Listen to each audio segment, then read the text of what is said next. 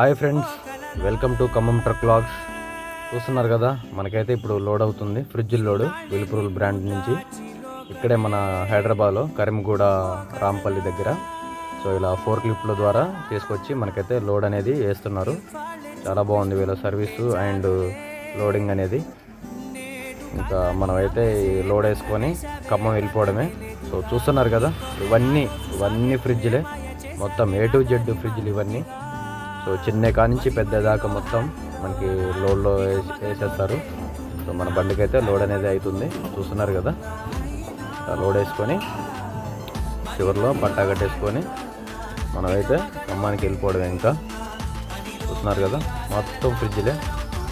చాలా పెద్దది ఇది, చాలా అంటే చాలా పెద్దది ఇది షెడ్. చాలా బాగుంది.